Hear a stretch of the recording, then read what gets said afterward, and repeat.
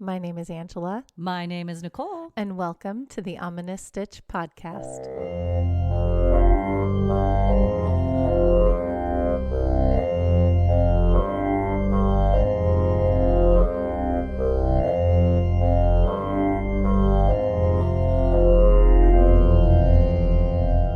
Hello, Stitchers! Konnichiwa! Oh, look at that!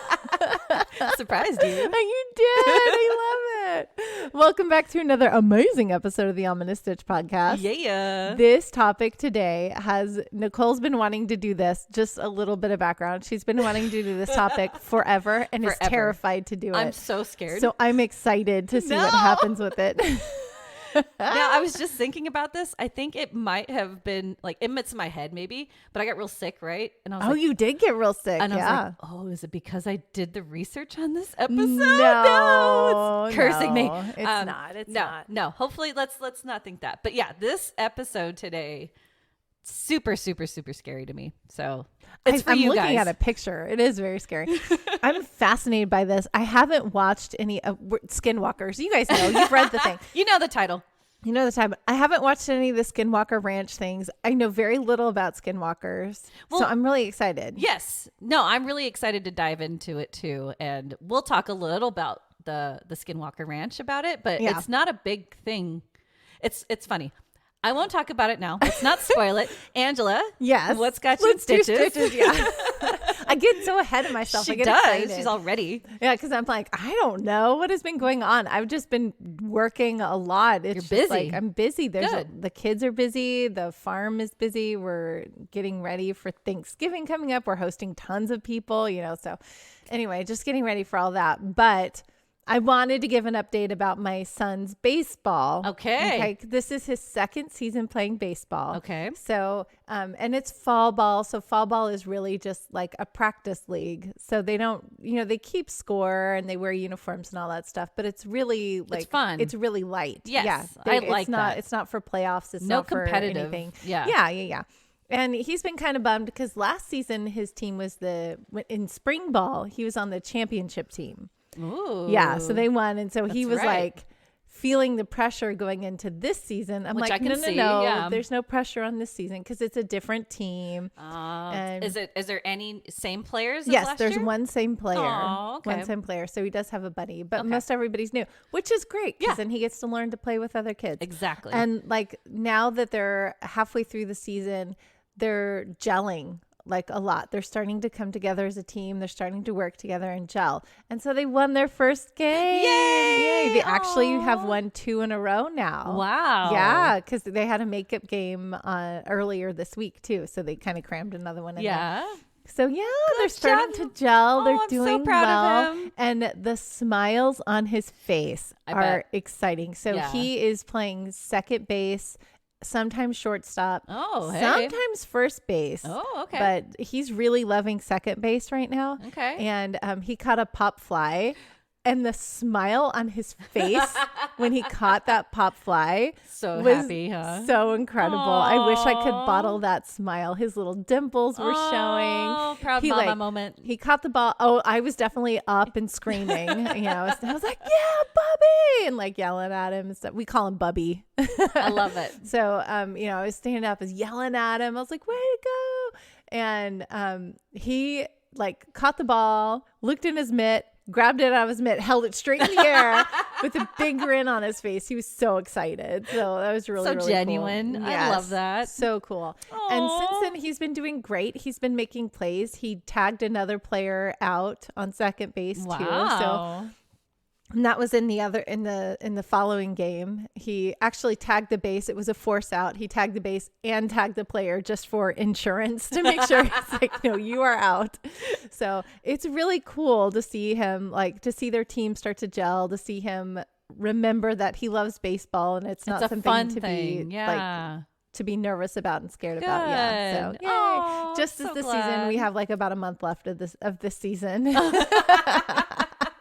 But it's all good. So that's okay. Yeah. Well, good for so him. It's cute. And I'm very happy. Love standing up and yelling for my kid. Yeah. It's so funny. I never thought that I would be like a sports mom and like, yeah, and scream and yell. I dress in my kids' team's colors. Aww. And I like am yelling. I know all the players' names, and that's me. You're I'm the involved. sports mom. I love it. You're involved in your kid's life. That's important. It so is that's important. Awesome. It is important. Good job. Miss Nicole, what Yes. have you in stitches? You guys are going to love this. I mean, if you drink coffee or tea or any of the above. Let me tell you, I stole a sip of it just a little bit ago. It is tasty, guys. So this is viral. If you're a TikToker like I am, like at night just scrolling, there's so many videos about this drink. It's crazy. So if you like pumpkin and if you like chai, you're going to love this drink, okay? And I had to write it down. So get ready. Those are two of my favorite things. These are a few of my favorite things. So this is a venti iced pumpkin cream chai latte, okay? Delicious. With oat milk, with 1 pump of vanilla and 2 pumps of brown sugar. Yes. And that's it. I mean, it's decadent. It is. It's sweet. It's I'm not going to drink this like every day or every week. I had points galore. And I was like, you know what? I'm going to treat myself. Treat yourself. Treat yourself. Yeah. So I got it. It's amazing. It's just so frothy. It and tastes yum. like pumpkin pie with whipped cream. Yes. And that's it's not what it like tastes like. overly sweet. I thought that's what it was going to be. It's not. No, it tastes like pumpkin pie. Yes. So it's not, I'm not necessarily a big fan of pumpkin spice. Yes. You don't like it. I don't like it. I like the smell of it. I like pumpkin pie, but I like the pumpkin flavor. Mm-hmm. Like I like the flavor of the actual gourd. The spice is nice, but it's the pumpkin that I really like. Yeah. And that actually tastes very pumpkin-y. It's delicious. Yeah. So it's nice. try and I like it. chai tea too. So, Yeah. Yeah. And that's the funny thing. I don't taste the chai as much. It just gets mixed in all the flavors. I don't know. Yeah. Well, the chai spice like really helps bring out that. Yeah. It complements the pumpkin spice flavor very well. So, yeah. It's That's delicious. good. It's really good. And my brother works at Starbucks. Shout out. Hey, Avery. He's a patron too. He is. But he works at the Starbucks headquarters. So I think he drinks straight black coffee. But if he ever, tries it, go do it because you're going to like it. So yeah, try out iced venti pumpkin cream chai latte. Yay. I love fall. Go get one today. I love fall. It is finally fall here. It's fall. Like Nicole came in a t-shirt to my house because normally it's been, in the 90s, warm. Guys. It's been 90s, 80s hot. But like today we're getting a cold snap. It's starting. It's amazing. We're going to get cold Santa Ana winds. Not hot, I saw that. But cold Santa Ana winds. Get windy. Super windy. I love it. And so we're finally having a cold snap. I went outside this morning and it was like in the 40s when I was people that live in the northern states are like laughing at us right now. Like I went out in the 40s. We're just spoiled with hot weather. That's why. So, but it was so cold and my kids were going to go outside and do the chicken chores this morning. And I looked at my eldest and she was like in a tank top. And I'm like, no. Go put a sweatshirt on. It is cold. You're going to freeze. And then we have this little space heater and they came in and they're like, Mom, can we use the heater? Seriously? I was like, yeah. Wow. Like, go ahead. I love it. It's, 65 in the house and they're like, it's freezing. I'm like, that's because you have a tank top on and shorts. Go put more clothes on. Yeah, they're just used to putting on shorts. That makes sense, though, So. Yeah. But yeah, yay fall. Yay fall. All right. Well, this episode, we should get started. I have the coolest thing, you guys. You have the cutest thing. You will have to make these and put them on your Christmas tree because they're ornaments. Whoop, whoop. You can also use them in a basket. But what are they? I don't know. Let's get stitching and we'll find out.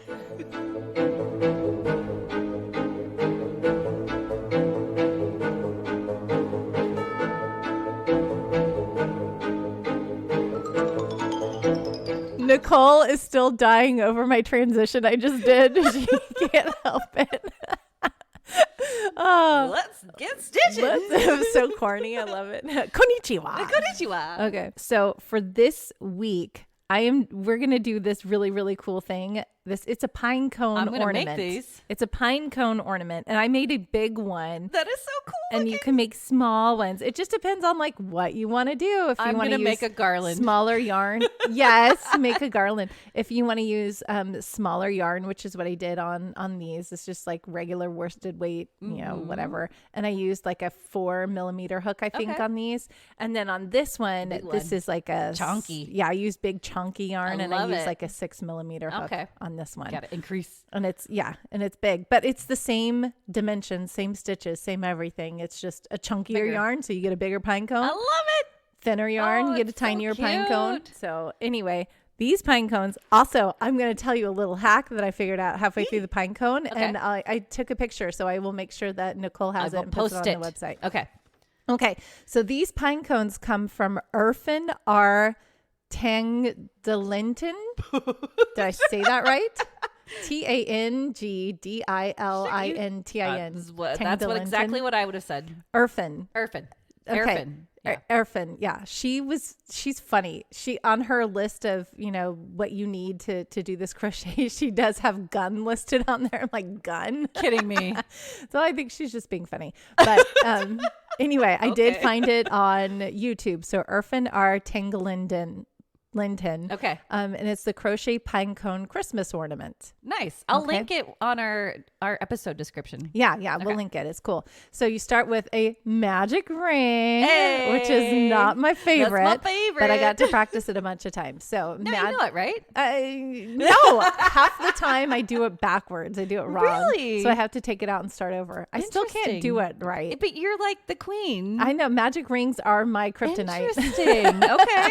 All right. I don't know why. Everyone's got their things. Everyone's got their thing. Okay. So basically you're going to build the body of the pine cone first. Mm-hmm. So, and it's built in the round. So you are going to need a stitch marker to mark your rounds. So you know what you're doing. So magic ring, 6 single crochets into the ring. Got it. Then you're going to increase each one of them. So you're going to end up with 12, right? Mm-hmm. But here's the kicker, back loop only. Okay. You only do back loop because so it makes it pop out. Well, no, back loop only because when you go back down the pine cone after you build the body, then you build the little petals, whatever they're called, and you're going to stitch those into those loops that are still out, right? Got it. So only back loops. Okay, because you need that stitch out so that you can make the pine cone. Got it. So back loop only. So row 2 is you're going to single crochet increase into each one of the 6 from before. So you're going to wind up with 12, back loop only. Then you're going to single crochet, increase, single crochet, increase. Got it. Back loop only. Okay. All the way around. Okay. Right. And then then you're going to do that again. Repeat that. And then you're going to single crochet for row 5, single crochet in each stitch. You're going to wind up with 21 stitches at that point. Got it. Always back loop only. Okay. So that's as big as we're going to get. Then we're going to start the decreases. Okay. And we will list all of this on the website. I don't need to go through everything right now, do I? Yeah. No. Okay. And then when you get to round 9, that's when you're going to stuff it. And then round 10, you're decreasing until you get to none. So you just keep going round 10 to the end. So you get it's kind of a single crochet, decrease, single crochet, decrease. I got it. Until you're like at nothing. Yeah. Until you're like, I can't do it anymore. So you kind of make just like a cone shape. Yeah, it becomes a cone. Yes. Hey. A pine cone, if you will. Okay, so you do that until it closes. Okay. Then to make the petals, you're going to chain 2. You're going to double crochet 2 together over the next 2 stitches, right? Mm-hmm. So you're going to go back into that same stitch that you just did the chain 2, and you're going to start your double crochet 2 together into that one, and then you're going to do another half of the double crochet into the next stitch. Does that make sense? I think so. And then you're going to chain 2 and slip stitch back into that same stitch. Okay. Yep. I got it in my head. Yeah. You got it in your head. So it's like a chain 2 with a double crochet, half of a double crochet in that first stitch, and then half a double crochet and a chain 2 in the next stitch. So it's like a mirror image. Does that make sense? Mm-hmm. That forms the petal. Yes. And then you're going to slip stitch into the next stitch, chain 2, start your half double crochet into that same stitch, go into the next stitch, finish your half double crochet or your double crochet together. Mm-hmm. You guys get it, right? It's a pattern. Yeah. So it's chain 2, double crochet 2 together, chain 2, and then over 2 stitches, right? Over 2. And then you're slip stitching into the next one. So you're going to do 6 of those all together. And then after you do the first 6, then you're going to skip a stitch and then do your next petal. Interesting. So you're just skipping a stitch to do your next petal all the way around. Right. Yeah. And that because it makes it stagger. Yeah. It makes it stagger a little bit. That's cool. Yeah. And then sometimes they wind up a little bit stacked on top of each other, but it's okay because if that happens, you can kind of twist them and it's fine. You manipulate it. That's cool. So, looking. And then you do that all the way down. And then when you get to the end, you're going to chain like 25 to make a loop, slip stitch it back in on itself, and then sew your ends in. That's it. And it's going to get wider, right? Because you did the first one, but then it looks like it's got more petals in the middle, and then it goes back down. Yeah, because you increase to, it's not exactly a comb because you increase to round, when do we stop the increase? You increase to round 5, right? And then you decrease after that to like round 10 or whatever. So, I mean, it is kind of that cool cone shape. So it looks cone. like a pine cone. It's so cool. What did you do at the top then to make the loop? To make the loop. Yeah. So this is a chain 25 and then I slip stitched it back together. Easy. So when I got to the very last one, I just chain 25, slip stitched it back together, and then tied it off and then sewed my end in. That's it. So cool. So here's my little hack with this. Okay. If you want to make a pineapple, you only go like part of the way down, and then the rest of it looks like just a pineapple body. That's smart. Yeah. I like that. So you'd obviously have to change colors and not just be a pine cone. Yeah. But when I was doing it and I got halfway down, I was like, oh, that could be a pineapple. And so, hey, 2 things in one. I love that. That's a great idea. Good job. Yay. And I just wanted to show Nicole on my paper. I was counting my rounds. So I was doing like little hash marks to count my rounds because Nicole does that. And so I just had to show her. Now it's like on my computer, the notes, like the reminders. Mm-hmm. That's what I do now. So I put reminders and I put all the numbers in and then I click off the one that I did so that I like really keeps track. Yeah. Because I need it. Or else I'm going to screw myself up. So, but that's awesome. So cool. I'm guessing some patrons might be getting these. They might be. We can send these out to patrons. Absolutely. Yeah. Because they're really cute. They're really cute. They're super easy to make. And I just am obsessed with making them. I want to make like 50 more because they're just fun. I seriously think I'm going to make a garland and then my kids will love it. Yeah. It's so cute. Yeah. It would be a really cute garland. Yeah. Yay. Good okay. job. So that's it for stitch time. Woo-hoo. I'm so ready for story time. Are you ready? I think so. The pictures are scary, but I think I'm ready. I only got one, but yes, it's story time. Okay.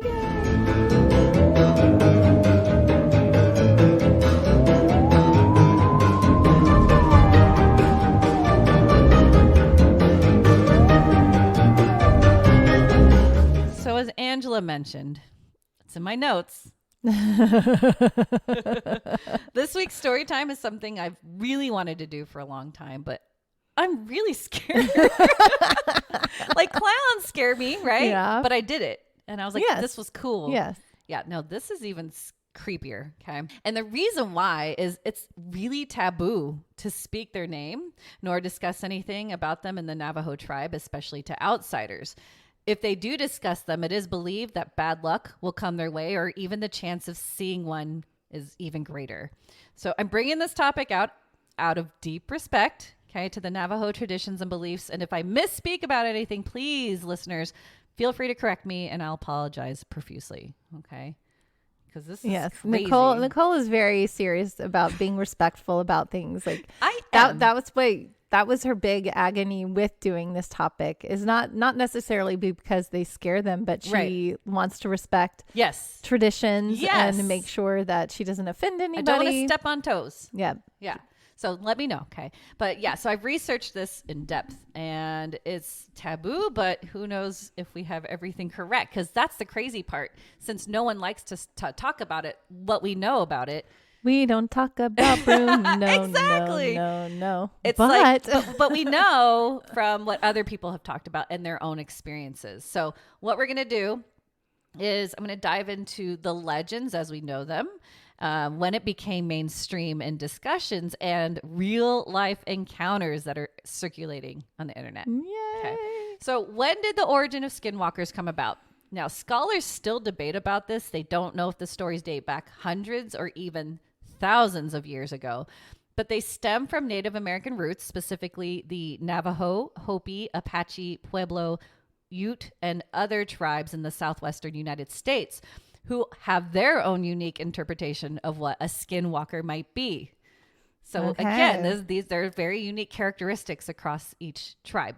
Then that would explain why I've heard them described as a whole bunch of different things. Now, quick note, because I was doing this research, Wendigos are different than skinwalkers. Just know that too.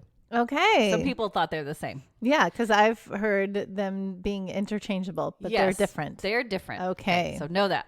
In the Navajo language, skinwalker is called Yi-Nadlushi, which translates to by means of it, goes on all fours. Okay. And it is actually one of several varieties of skinwalkers or witches.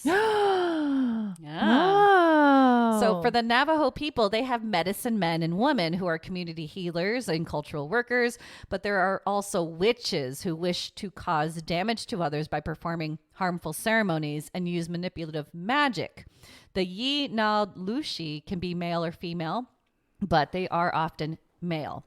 To become a skinwalker, they must commit one of the most horrendous acts of all, murdering a close family member, often a sibling. Oh, no. See, that's just committing that act right there. And once they do this, the witch will acquire their supernatural powers, which is the ability to shapeshift into animals.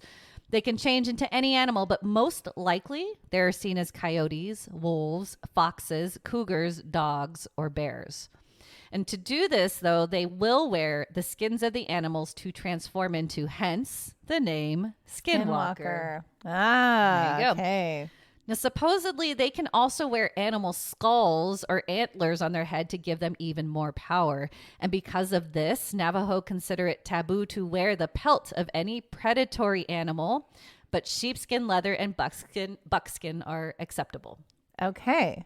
Because they are not predators. Exactly. Okay. And this is something I didn't learned, know that right? either. Yeah. Neat. Now, the knowledge of how to shapeshift is said to be passed down through generations within skinwalker clans or covens, and the secrets are guarded very closely. And not only can they shapeshift, skinwalkers have the power to possess living animals or even people and walk around in their bodies. Oh, no. Oh, no. Now, the way to tell if you are looking at a skinwalker and not a normal animal is to look into their eyes. They will look more human than animal-like.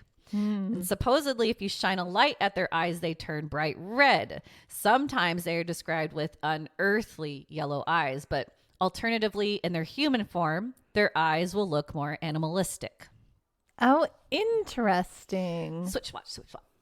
So on legendsofamerica.com, it is said that a skinwalker is near because they make sounds around homes, such as knocking on windows, banging walls, and scraping noises on the roof. On some occasions, they have been spied peering through windows.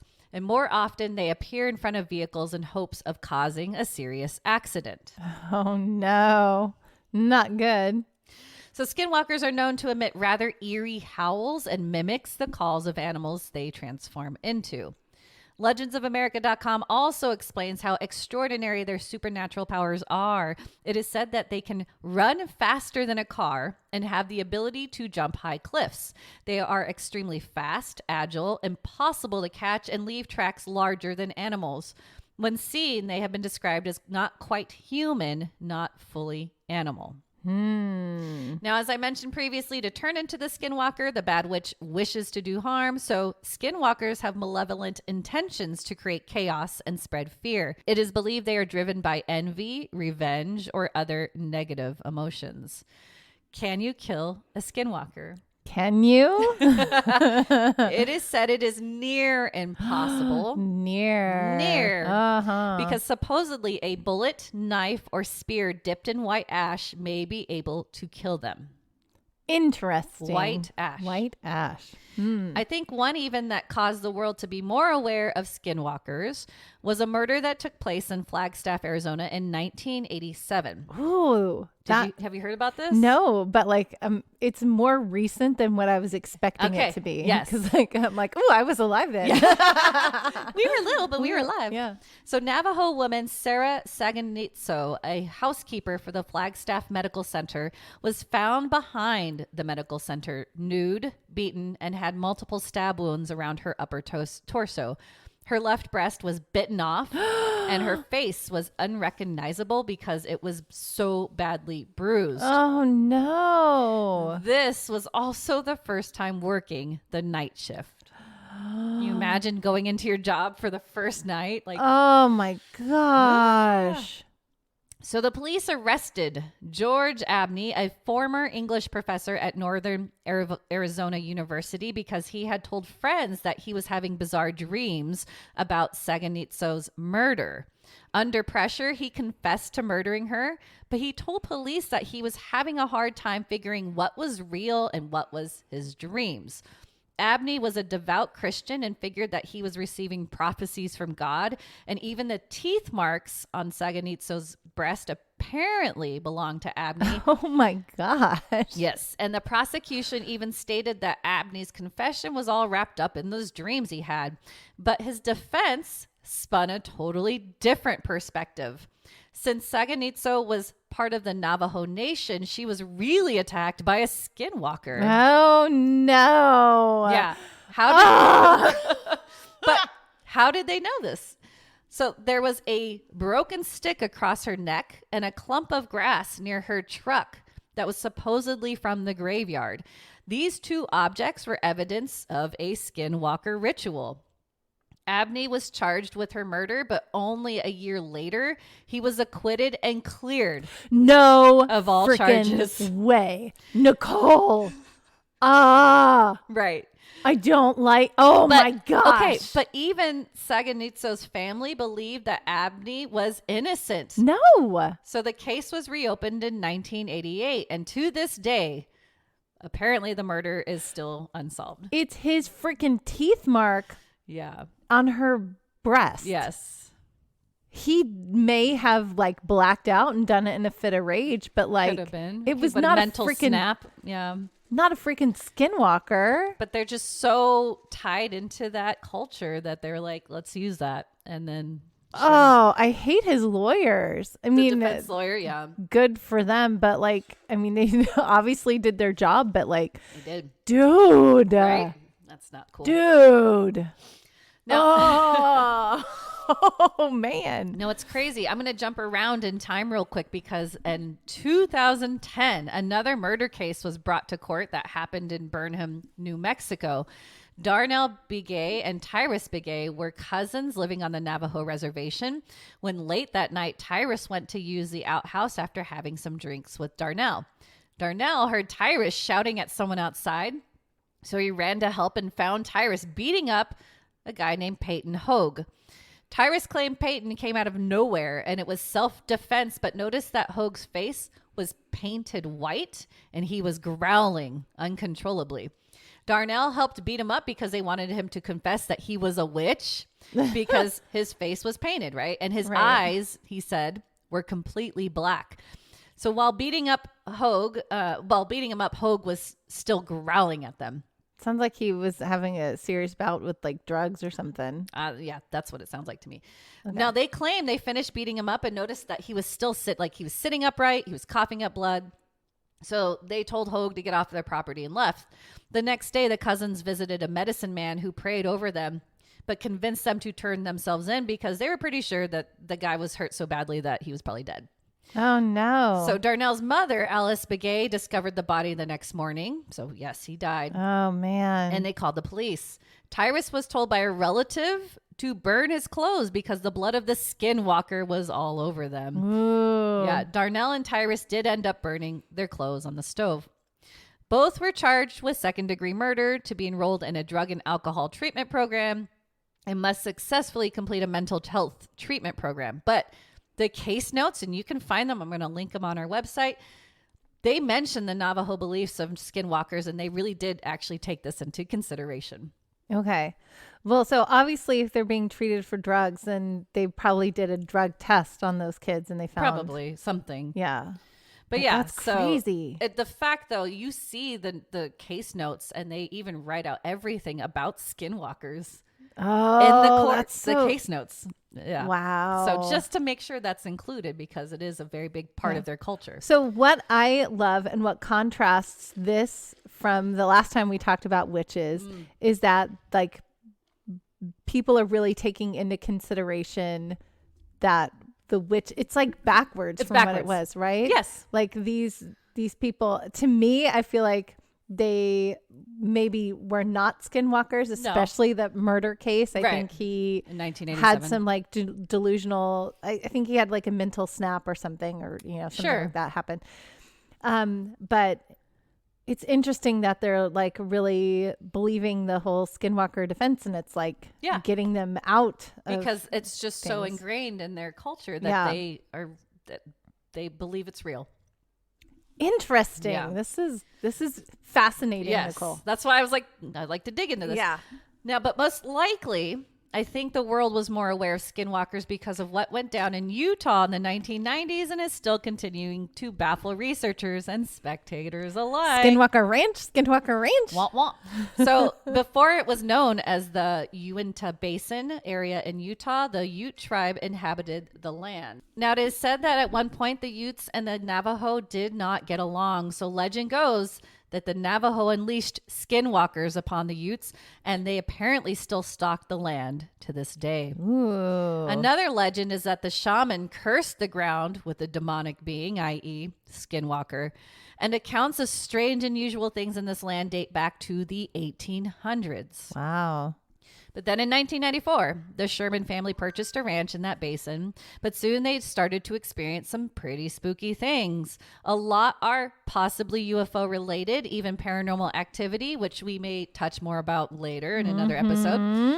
But in 1996, the Deseret News published an article titled Frequent Flyers, which gave detailed accounts of the Sherman's traumatic experiences. And in there, Terry Sherman recollected his night that he believes he encountered a Skinwalker.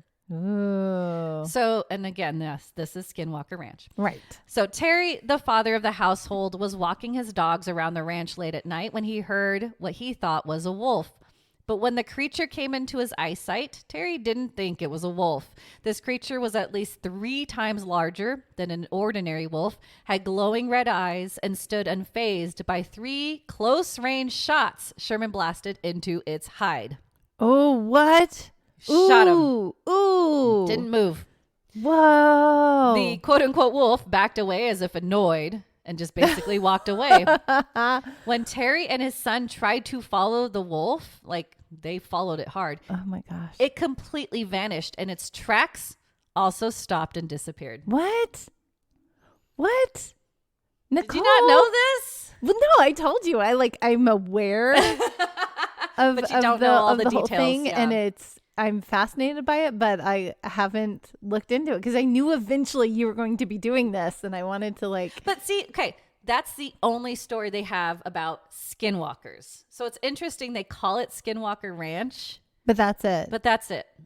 Because the rest is UFO stuff. Yeah. Ooh. So there you go. Now, did they shoot a Mothman? Was it a puppy? I wonder if it's hovering around there. I bet it's peeking in. All right. Well, the Shermans sold the ranch to Las Vegas billionaire and Bigelow aerospace founder, because I can talk, Robert Bigelow in 1998. That was a lot of big words. Bigelow. Aerospace. I could do that. So today there are floods of videos and photos on social media where people claim to have seen a skinwalker and many books published with detailed accounts.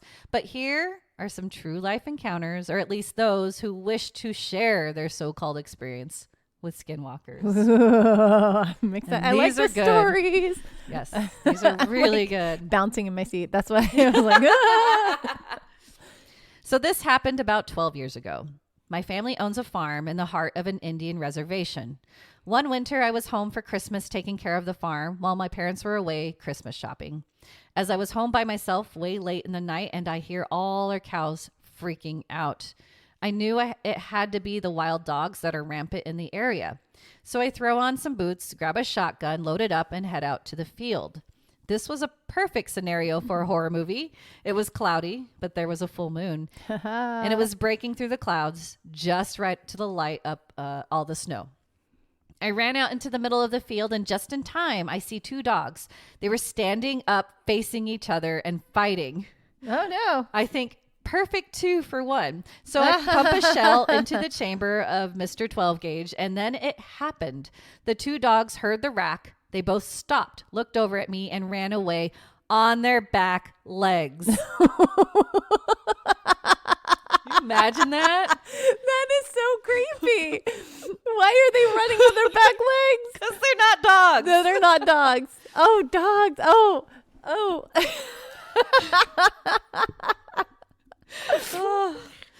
We laugh because we're scared. I know, yes. I'm like, it's just crazy. Yes. Oh. Immediately I froze, and every ghost story about skinwalkers and all the other native legends I grew up with flew through my mind. Keep in mind, I'm a white guy, and up until then, these were all just boogeyman stories the native kids like to tell to scare us. That night, they became real to me. Dude, that was a good story. I like that one. This just ran away. I know. But like Can you imagine it though? Yes. No. Yes. Okay. So here's my brain to start. I'm like, if they were real skinwalkers, then they wouldn't be scared off by a gun because that's not going to do anything to them. True. Unless they think that he knows that to put white ash in it. Oh, that's true. Because they can die with the white ash. Yes. Aha. So they usually aren't scared of things, but yeah, maybe they're just like, I don't want to deal with this today. We're gonna go fight our own fight somewhere else. Yeah. Next, I was a kid when this happened. My uncle and I were finishing up chopping, gathering firewood for my grandmother because it was getting dark. Driving back on a dirt road at about 30 miles per hour, give or take 5 miles per hour, I had this awful sense of being watched. Before I could turn to look out my window, passenger side, my uncle quickly shouted, "Don't!" I completely froze. My heart felt like it was beating out of my chest, then completely stopped when I heard a tap, tap on my window. Oh, no. My uncle sped up and was loudly praying in my native language. I didn't know what was going on and thought it was over till our truck suddenly dipped from the bed. My uncle then started saying, "Look at me," and "Don't turn away," over and over. Then I heard it again, tap, tap from a window behind me. It was getting harder for me to breathe and I wanted to cry. A minute or two passed and the truck dipped again. Dude. My uncle looked around and sighed. It was quiet besides the truck and the road. He looked at me and said, "We will ask your father to do a prayer in the morning so the evil will forget our faces."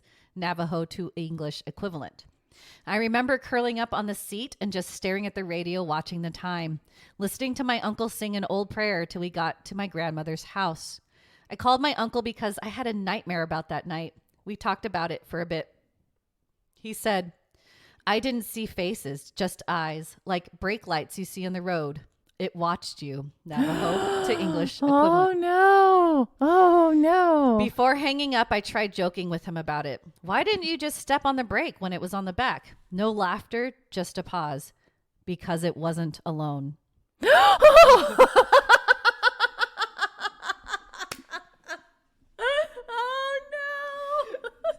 I had to pull way off the mic. That is I've got chills everywhere right now. That's a good story. Creepy. Yeah. Ooh. Oh. Good one. Oh my gosh. Oh, I can't believe this happens to people. Like, I can't imagine. I know. I would like late at night literally be peeing. Yes. I don't think I would like. I wouldn't sleep. No, not for years. Yeah. Not for years. I'd have lights on everywhere. Yeah. I'd have the TV on. Yeah. I mean, when I saw Blair Witch Project for the first time, I had to sleep with the lights on for like a month. Because I was like, and that's a movie. And I knew it was a movie. Yeah. If anything happened in real life to me like this, I don't know what I do. I think I would just like freeze Die. and just be like, I'm done. Yeah. Oh, that's crazy. It wasn't alone. Not cool, man. Okay. This didn't happen to me, but a very close friend of mine. I've heard a lot about coyotes and skinwalkers and had a weird experience or two with coyotes. Creepiest was waking up to my sleeping bag being surrounded in paw prints without even hearing them during the night. Oh, no. But never anything paranormal, so to speak. Patrick's story, however, kept me from going back to a favorite backcountry secret stash. He was leaving the area one morning, had been camping there a couple days, and said there was a coyote that always seemed to be close by, like in his peripheral vision, but never overt. He loaded up his truck and started to drive down the wash out of the fire road. At the end of the wash, he could see the coyote following him. When he pulled onto the road, it was running next to him. Now he was freaked out, so he sped up. He said he was going 35 or so, and it was running along beside him. Definitely not possible. Dude, that's so fast. That's so fast.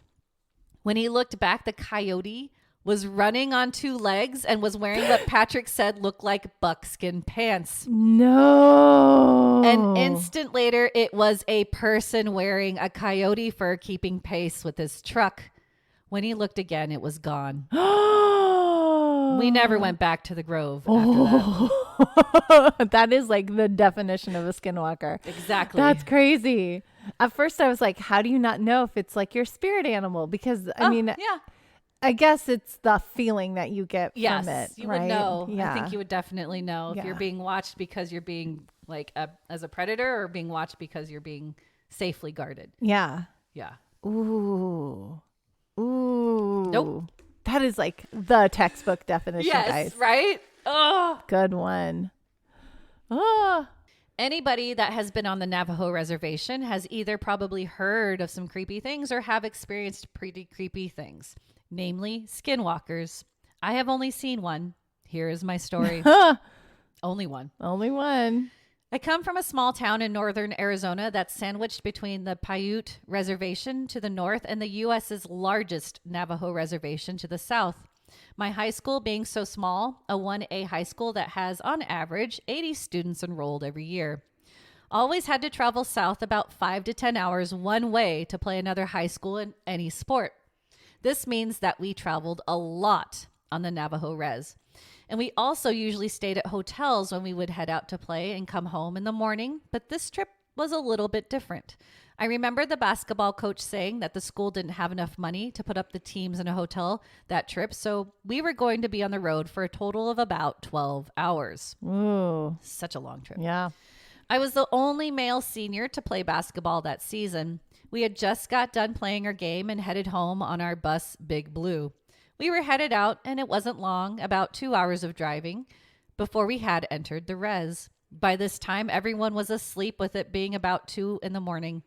When we had crossed the res's border, I noticed the bus driver had sped up and was now going about 85 miles per hour. I thought this was a little weird because he never exceeded the speed limit, at least not in my high school career. For some reason, I couldn't fall asleep like the rest of my teammates, and I just sat at the back of the bus staring out across the desolate desert landscape that was lit up by the full moon. As I looked out, I could see a figure running towards the bus at an angle of pursuit and keeping up with the bus at 85 miles per hour. Oh my gosh. As the figure got closer, I saw that it was a humanoid form. As a matter of fact, it looked exactly like a human, only that the face was painted half black and half white with glowing eyes. glowing eyes like a rabbit's eyes reflecting light from a spotlight. I immediately thought, holy crap, it's a skinwalker. Right? Oh. The skinwalker ran up to the edge of the road and just kept up pace with the bus, hurdling sagebrush and rocks while staring at me. No. After I made eye contact with the thing, I could not look away. Yeah. It was as if something was holding my head and eyes in place. The skinwalker just smiled at me, this inhuman smile that went ear to ear. No. Showing crooked yellow pointed teeth. Oh, no. I felt like I was going to throw up and I was panicking through the whole ordeal. The skinwalker started to crumple down onto all fours, still keeping up with the bus. I could see his bones crack and reform. Hair started appearing all over the skinwalker's body, and in about 3 seconds was now a coyote, and it ran off back into the desert out of view. As soon as it was gone, I ran to the onboard bathroom and puked a mixture of food and blood. Yeah, man. Oh my gosh. I didn't want to tell anyone for fear they would think I was crazy. I confided in my Navajo friend. She told me that I needed to see the chief, who also happened to be a friend of mine, and get a blessing. I saw him the next school day in the parking lot. He just came up to me and mumbled something in Navajo while waving a feathered scepter-like thing, turned around, got in his truck, and drove away. Okay. To this day, I haven't seen another skinwalker. It might be due to the fact I moved away from that town and res, and if I do have to go south, I go around. Way around. I would too. I would never go on that road Never, ever again. that road. Yeah. I would avoid it at all costs. Yeah. Oh, man. I love that he just came. Is like, here's your prayer. Yeah. He's like, you're done. It's like, you should be okay now. Oh, I'm like tired from that ordeal for that poor kid, man. Now this scares the crap out of me because we have to take road trips here and there now. And I'm like, oh, yay, I have to take late night road trips. I'm not going across a reservation, thankfully. Yeah. But the idea of like seeing something running with you. Yeah. No, not keeping pace. Yeah. Not good. I don't know what I would do. Just keep driving. I guess that's all you can do. Keep going. Oh my gosh.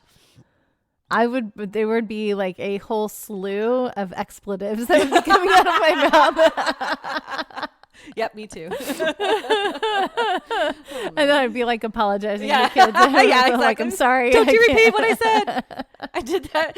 Tangent. I did that the other day. You did. This person, we were at like McDonald's trying to get a Happy Meal for them, and this lady ordered like 2 little things. I could hear her, and then she drove really slow, and there was like all this room for her to get to the window, and she was like looking for cash, like digging for change. I could see her, and I said, this is explode, fuckity fuck. And my kids were in the back, and I was just so mad, and they're like, Mom, and I said, don't you ever repeat that.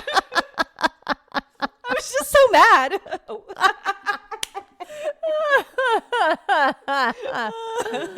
Oh, that's too funny. Yeah. Oh. So I would be that way too. All right, next. As many of you might already know, many Navajo people, including my own family, are very reluctant to speak about skinwalkers because it is believed to attract their attention. Well, I, however, grew up away from the Navajo Nation and was very naive about the subject. When it came to skinwalkers, I was an absolute skeptic. My mom used to tell a story of how back in the 80s, when she lived with her siblings and my grandparents, still in Shiprock but the southern outskirts, about how she and my aunt saw a skinwalker just outside their driveway under a streetlight. No. She described it as a black dog with dirty fur, a twisted noodle-like front leg, and these unnatural eyes with a soft burnt orange glow. Ooh. It almost kind of sounds like Harry Potter. I know. It's a grim. It's a grim. No, it's serious. It's only serious. Oh, I love serious. Me being my own closed-minded, self-doubted every word, but I never said my doubts aloud. But these doubts totally changed last year when I went to my grandparents' house last October. Me and my family had just finished attending the carnival at the Navajo Nation Fair and called it night. The house was close enough where we could walk home in just 10 minutes, so we did. When we got there, it was about 9 at night, where we stayed up until about 2, catching up about family affairs and the local news. It was during that time that I just decidedly opened my mouth and blurted out the question, "Hey, are skinwalkers real?" Oh, guys, no. I asked. "You shouldn't be speaking about that," my grandma said with almost a disturbed yell in her voice. So she and my grandfather both decided to go to bed. After being scolded by my mom, one of my aunts chimes in with a very cautious tone and says, "They're real, all right. Had a few start screaming outside of my trailer in Farmington just a few nights ago. Your cousins had nightmares the whole night and woke up crying that morning." Not wanting to push the discomfort any further, we all decided to go to bed. Now, the trailer, the home, is pretty old, and it was a really nice night, so we slept with the windows open with screens to prevent bugs coming in. Everyone had drifted off to sleep except me, because my mind was still going a million miles a minute about skinwalkers and wondered if I would ever encounter one while here on the reservation. As a kid, I was told it's taboo to think about skinwalkers because it can still call their attention. That's when the shit totally hit the fan. Just as I was settling and finally getting relaxed for sleep, I started to hear something moving outside. I get up from the couch and start wandering over to the kitchen window. In the trailer, all of the rooms have the lights out, so the only visible light that can be seen is from the porch light out front. I was thankful for this because I told myself if it really was a skinwalker outside, then hopefully it wouldn't notice me seeing it. So I muster up the courage and take a quick scan of outside. From the porch light, all I can see is the dusty ground and the vehicles that my family drove along with some old metal trash cans that stood beside the road. Looking for about a good 5 seconds, I wasn't able to see anything, so I was getting ready to turn around and walk back to bed, thinking it was just a stray cat or something. Only having taken 2 steps, I hear what sounds like a distorted scream coming from outside, definitely close by. Oh. Fear rising, I look outside again, and there I see it. A coyote-like figure was staring at my direction from behind the cars just outside of the reach of the porch light. Only it looked awfully wrong and gave off an evil vibe just from seeing it. Ooh. It was gray with very disheveled hair and a horrific orange-red soft glow come from its eyes. I noped the hell out and ran back to the bedroom. It was at this moment I had begun to also notice an awful stench in the air that smelled like rotting meat. Ooh. Yeah. I started trying to wake up my mom, who was like, "OMG, it's almost 3 a.m. What do you want?" I immediately began in a shaken voice, "There's something scary outside." Then she said, now annoyed because I woke her up, "Ugh, it's probably just a stray animal or something. It's the res. Animals wander all the time at night." She obviously wasn't getting the drift of what I was saying, so I screamed, "There's some Blair Witch Project shit going outside, Mom." That got her attention. He's like, "You." This person is hilarious. Yeah. I love it. It's Blair Witch Project. Yeah, exactly. That movie messed me up, man. Messed a lot of people up. What the hell are you talking about?" she said. Then we heard it. The thing outside started making more of its dreadful like screams and started what sounded like thrashing outside on the ground. Hear that? That's what I'm talking about. So both her and I got back up, looked outside the window, and the coyote thing was making its way to the door. It walked with an odd limp and dragged its back right leg as if it was handicapped. We could hear it start to scratch against the door and make this odd muffled moaning sound. My mom went and got my dad, and they both started shouting in Navajo all sorts of words, telling the thing to go away and saying it's not welcome here. Well, all this commotion was enough to get the rest of the trailer up as they came out into the hallway. The only thing my mom did was turn to them and said, "Skinwalker," while proceeding to point to the door. Noises still happening. Apparently, they already knew exactly what to do as my grandfather got out a handgun from a drawer with a bag of ashes. He coated a few bullets and loaded them into the gun and went straight to the door. Yelling out more Navajo that was too fast for me to comprehend, he swung open the door and fired twice. Nothing. The thing managed to escape before my grandpa could put a bullet in it. That's the fastest one I've ever seen, said my grandpa. Oh my gosh. Next thing you know, my aunts and my parents are freaking out about what just happened, saying stuff like, what if it comes back tomorrow? And it saw us. Does that mean we're targets now? Afterwards, my grandparents calmed everyone down, myself included, saying, we'll be fine. And we all went to bed around 3-ish. Morning comes and my grandparents call one of their neighbors and explain to them what happened. Apparently, one of them was a medicine man who used to partake in Che's Navajo ceremonies used for healing and curing sickness, and came over to bless each family member and the grounds outside. Wow, that's a wild story. That's the fastest one I've ever seen. You've seen so many more. What? I love how matter of factly grandpa's like, like, wow, yeah. it's the fastest one I've seen. Like, what? Okay. Guys encounter Like, a lot of creepy big kids. deal. Yep. Yeah. Oh, crazy. Yeah, not cool. I love it. Oh, this is so fun, Nicole. Seriously, right? Next. We live in a rural community on the Navajo reservation.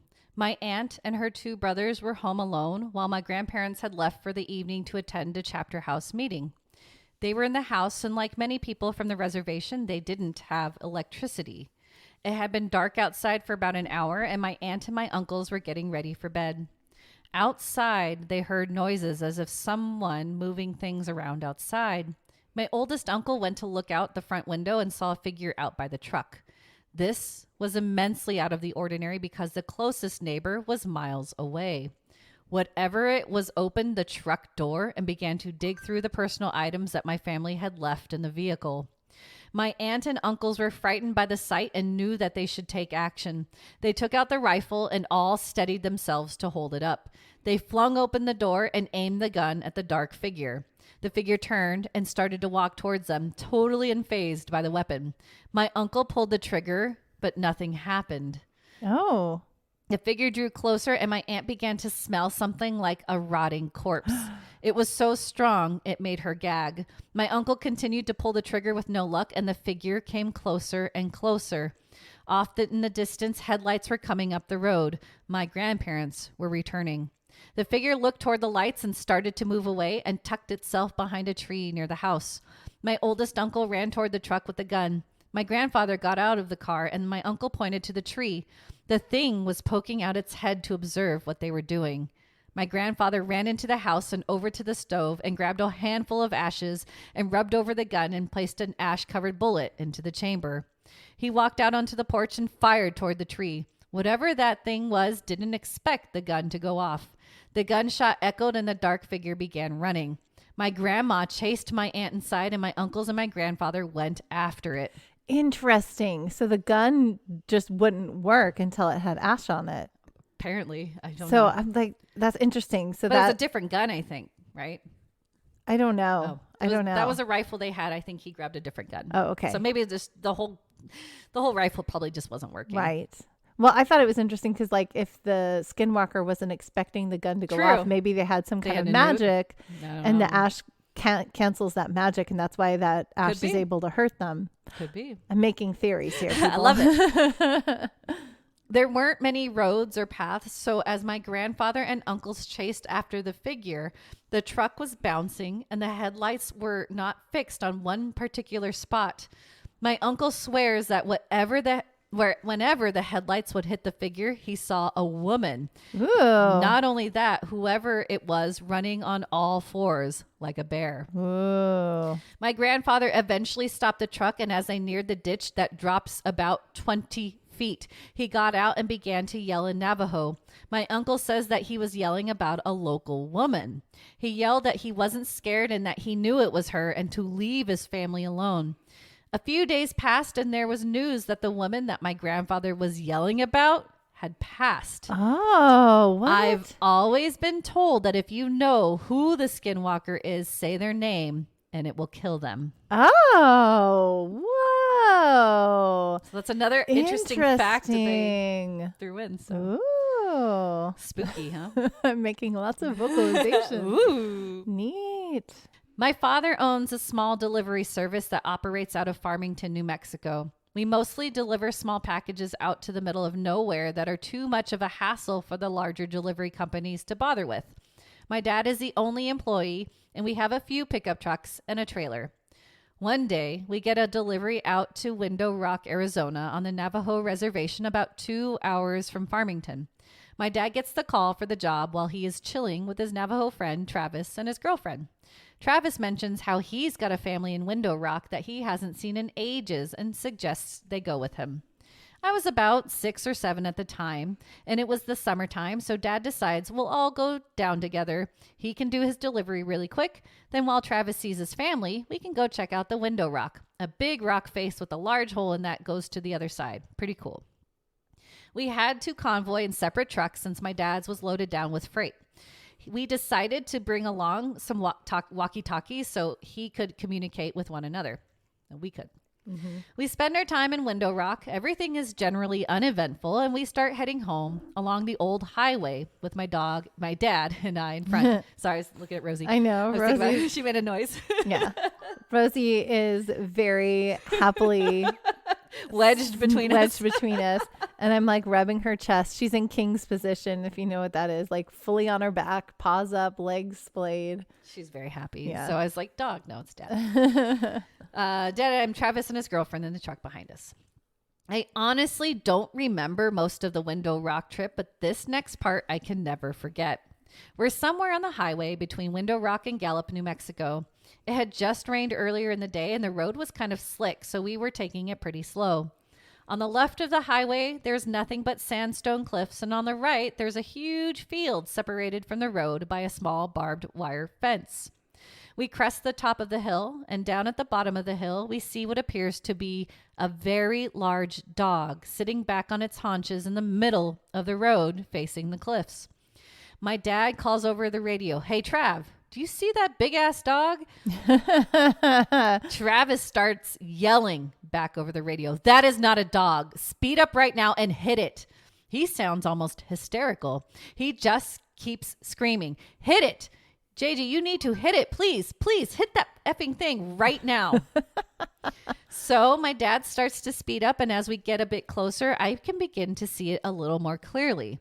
It's covered in this brown, wiry, matted hair that appears to have dried blood all over it. Ooh. It's still facing the cliffs, but the moment our headlights hit it, it turns and looks at us, and it has a face. I don't know how else to describe it other than a mix between a bear's and a human's face. What? It looks twisted and distorted and almost in pain. As we get closer to this thing, we start to realize it's actually effing huge.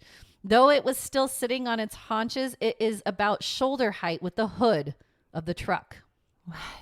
We get literally inches from hitting it when it lets out this scream that sounds like someone screaming as their lungs were filling with water, and it leaps backwards towards the field, landing just on our side of the barbed wire fence. Then, with another leap, it was gone from sight. Travis comes over the radio again. "Holy shit, keep driving. We have to get out of here. We have to go faster." He kept repeating that last part. "We have to get out of here, and we have to go faster." Pretty soon, we are speeding like crazy, and just as we start to come near the outskirts of Gallup, we get pulled over. Travis pulls his truck over with us. Naturally, this makes the cop, a Navajo man himself, very on edge, and he immediately asks why Travis felt the need to pull over as well. Travis says, "We just saw a skinwalker a few miles back, and it's been following us." The officer immediately turns white, stammers something about a verbal warning, gets in his car, and takes off. We do the same. That is a way to get out of a speeding ticket on a res. Yep. We didn't see anything else that night, but when we got home, Travis refused to let us leave without taking some kind of Navajo totem thing that was supposed to keep it away.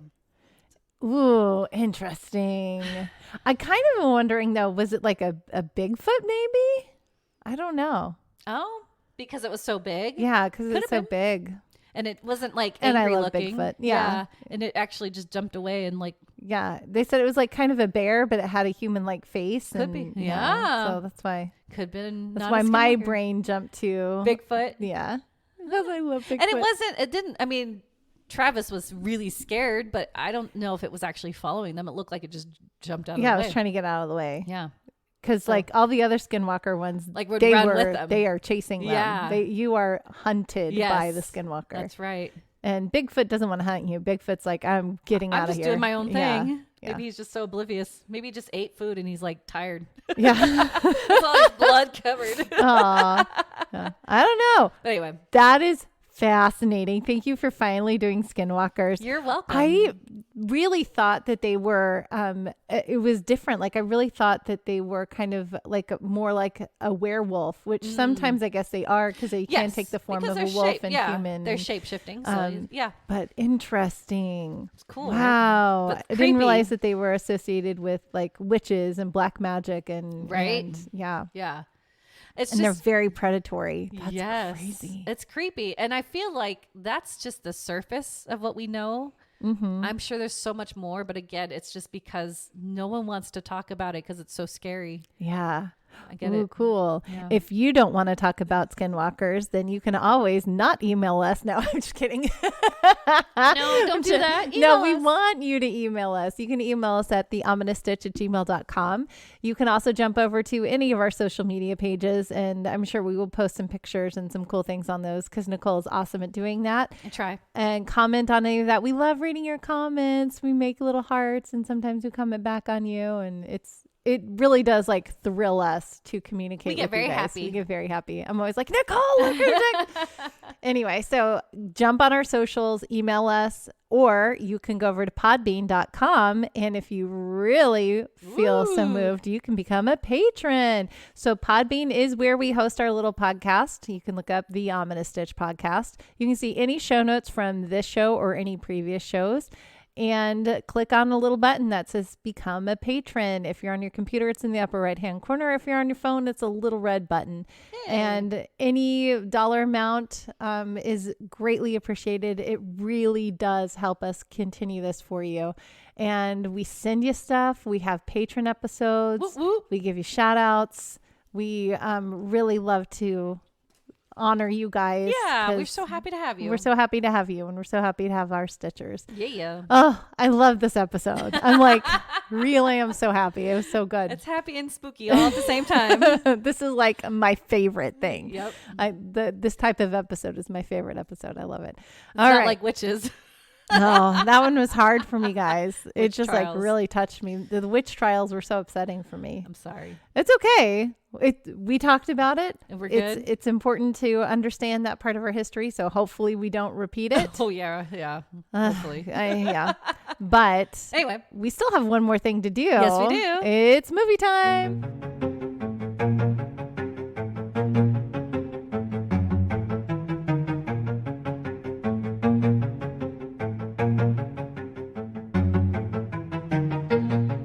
This episode's movie review is The Monster. Released in 2016, IMDb rating of 5.4 stars. The synopsis. A mother and daughter must confront a terrifying monster when they break down on a deserted road. Okay, so that's it though. Yeah. That synopsis is terrible. So yeah, the synopsis is terrible. This movie, when I first watched it, I was just like, okay. Mm-hmm. And then to make you think? It made me think. And at times I'm like, okay, I get what they were trying to do. Mm-hmm. The whole point is really like, who is the monster? Is it the monster that they actually physically encounter?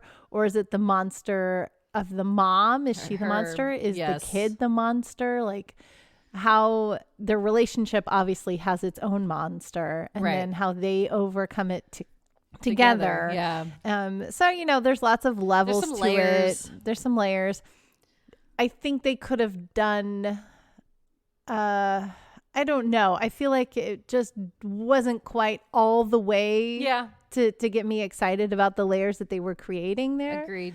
Yeah. Okay. So you understand what I'm saying. No, I do. Yeah. You all have to watch this movie because it's such Again, it just does all these flashbacks. Yeah, the story is told in flashbacks. It's all about the daughter, mother. It's confusing because you don't obviously the daughter is upset with the mother, but you Right. don't know the full story of them until you watch the whole movie. whole thing, yeah. And you still don't really know the full story. I mean, you get it. You get glimpses. Mm-hmm. But yeah, spoiler alert, it's really like it's just about this mother's addiction and how it's ruined their The addiction relationship. is the monster, Yes. and then there's a physical monster. And then there's an actual monster Yeah. that like is creepy. Yeah. It's pretty creepy, but it's just like, why? Like, Yeah. it's just, I feel like it's a contrived movie.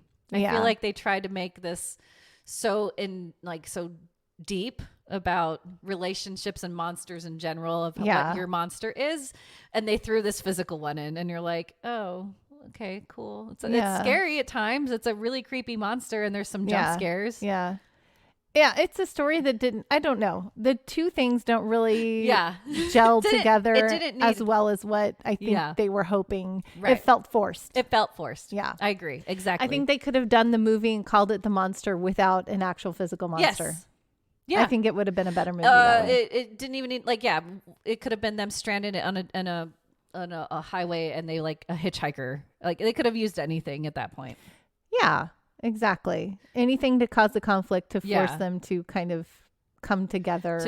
Yeah. It's and is it me or does the mom look like super young? Like I thought she's young. I thought it was her sister at first. Oh yeah. And I was like, oh, it's her mom. Yeah. And this little girl's what, like maybe 10? I would say she's probably about 10. Yeah. About 10. And so if the she mom must had have her when she was like 16. Yeah, she could have been a teenage mom. And that's why she's going through all this stuff, you know? Yeah. Yeah. Because the mom is very young. I don't think she's 30. No. Is that what she's supposed to be? I don't know. No. I don't know. I'm guessing she's very young. I think that's what they did that on purpose. But anyway. Yeah, I was like going into this going, oh, it's a monster movie. Yeah. You know? And I was like, oh, Angela, we've got a monster because I've never seen this. Yeah. And I was like, oh. Yeah. It's kind of a monster movie. Yeah. And the monster is kind of, I guess, a shapeshifter. I don't know. Because they think it's a wolf sometimes and then. Well, because it killed a wolf. Yeah. So they were like, oh, it's got to be a wolf because a wolf can kill another wolf or something. Yeah, Or a bear. I don't know.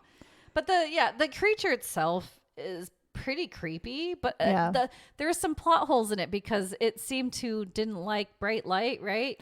Yeah, it doesn't like bright light or fire. She's waving fire around at the end to attract it. Yeah, see, I know that was the thing. She's like, we need fire. I'm going to draw it away because it's scared of the fire. It's not going to chase you because of the fire. Yeah, that didn't make any sense and to the me. daughter actually uses fire. I'm like, kill it. you should have done that, You Mama. could have planned that out. Yeah, smart mom. But she had to die. Sacrifice. Sorry, spoiler alert. Spoiler. Lots of spoiler alerts. She had to sacrifice herself because she knew she was already dying from the ambulance crash that she was in. And the daughter didn't even like take advantage of that. So the sacrifice didn't even do pointless. anything. Yeah, moot.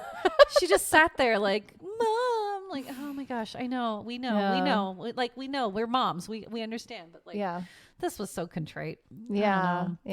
But there was some spooky moments. Yeah, and it was okay. I didn't hate it, No. and like it was okay to watch. And I did think about it afterwards, and I'm like, okay, yeah. So for me, this movie is meh. Yeah, yeah, me too. So like 4. And you can stitch to it. Yeah, you can stitch to it. I would give it probably a 4. I give it a 4 too. Oh, look at that! Hey, same page. But yeah, it's on Max. Everybody, if you have the Max subscription. I think you can rent it on Prime, but if you don't have a Max subscription, just know from us, it's an okay movie. Yeah, it's okay. Wait for it till it's free if you see it on anywhere. But yeah, it's an okay movie to watch if it's free and you want to kind of get a spooky, psychological, unsettling movie. There you go. Yeah, that's a good word for it. Because you're just like, just get out of the rain, right? Her decision making wasn't like 100%. Yeah. Okay. Yeah. Well, guys, we've come to the end of another amazing episode. Thank you for spending another episode with us. We love you, Stitchers. And until next time, we will see you, Stitchers. See you, Stitchers.